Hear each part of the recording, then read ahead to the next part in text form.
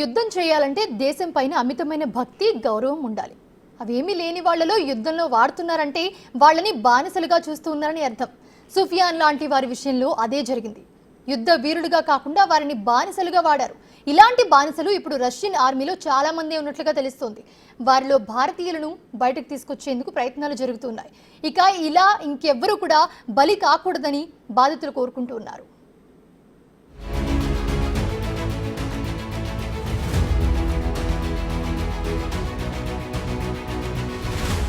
విపరీతమైన దేశభక్తి ఉంటే తప్ప దేశం తరపున యుద్ధం చేయడం సాధ్యం కాదు. వాస్తవానికి అలాంటి వారినే ఆర్మీలోకి చేర్చుకుంటారు. అలా లేకపోతే యుద్ధానికి సంబంధించిన వ్యూహాలు శత్రువుకి లీక్ అవ్వచ్చు, లేదా ఏదైనా జరగొచ్చు. అసలు యుద్ధం అనేది ఆ దేశ సామర్థ్యానికి, గర్వానికి సంబంధించిన అంశం. అలాంటి చోట విదేశీయులను చేర్చుకోవడం కాస్త విచిత్రంగానే అనిపిస్తుంది. కానీ నేటి వారు వ్యవస్థలు మారిపోయాయి. ప్రైవేట్ ఆర్మీలతో దేశాలు యుద్ధానికి దిగుతున్నాయి.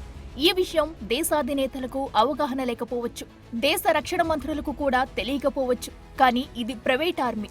వీరంతా కాంట్రాక్ట్ కూలీల కిందే పని చేయాల్సి ఉంటుంది. దాదాపుగా వీళ్లను బానిసలుగానే చూస్తారు. అలా తాను పడిన కష్టాలను సుఫియాన్ బిగ్ టీవీతో పంచుకున్నాడు.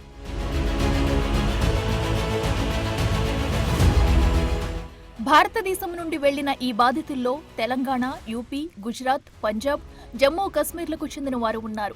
రష్యా, ఉక్రెయిన్ల మధ్య 2 ఏళ్లుగా కొనసాగుతున్న ఈ క్రూరమైన యుద్ధంలో లక్షల మంది ప్రాణాలు కోల్పోగా అంతకుమించి గాయాల పాలయ్యారు.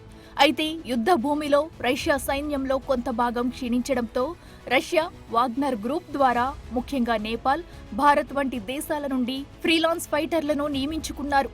రిక్రూటర్లు ఒక్క నేపాల్ నుండే 15,000 మందిని రష్యా ఆర్మీలోకి తీసుకున్నట్లు సమాచారం.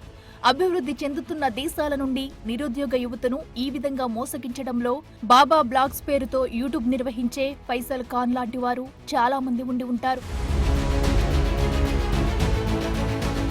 సుఫియాన్తో పాటు భారత్కు తిరిగి వచ్చిన 45 మంది భారతీయ యువకులు ఇప్పుడు ఎంతో మందిని ఇలాంటి మోసాల బారిన పడొద్దని చెబుతున్నారు.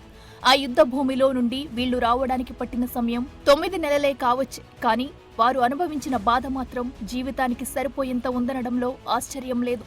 తమ కాంట్రాక్ట్ ముగిసిందని తెలిసిన తర్వాత ఉక్రెయిన్ సరిహద్దు నుంచి సెప్టెంబర్ 6వ తేదీన బయలుదేరిన వీళ్లంతా దాదాపు 36 గంటల పాటు ప్రయాణించిన తర్వాత మాస్కోకు చేరుకున్నారు. అప్పుడు గాని వీరికి స్వదేశానికి వెళ్తామనే నమ్మకం కలిగింది. అక్కడ డాక్యుమెంటేషన్ ప్రక్రియ పూర్తయ్యాక సెప్టెంబర్ 10వ తేదీన భారత్కు బయలుదేరారు. అయితే ప్రాణాలకు తెగించి కష్టపడిన వీరికి గత 4-5 నెలలుగా జీతం కూడా ఇవ్వలేదని సుఫియాన్ తెలిపాడు. అయితే రష్యా ఆర్మీలో పనిచేసే చాలా మంది భారతీయులకు చట్టపరమైన వీసాలు లేవని న్యూఢిల్లీలోని రష్యా రాయబార కార్యాలయం గతంలో స్పష్టం చేసింది.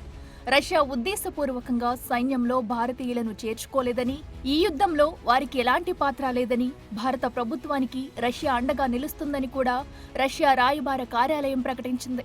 అయితే అక్కడ చిక్కుకున్న మిగిలిన వారిని కూడా తీసుకురావడానికి చర్యలు చేపడతామని అంటున్నారు. అయితే ఈ మోసం బయటపడిన తర్వాత కూడా యూట్యూబర్ ఫైసల్ ఖాన్ లాంటి వాళ్లు ఇంకా సమాజంలో తిరుగుతూనే ఉన్నారు. ఆ మధ్య ఓ మీడియా ఛానల్తో మాట్లాడిన ఫైసల్ ఖాన్ నేను ఎలాంటి మోసం చేయలేదని కూడా బుకాయించాడు.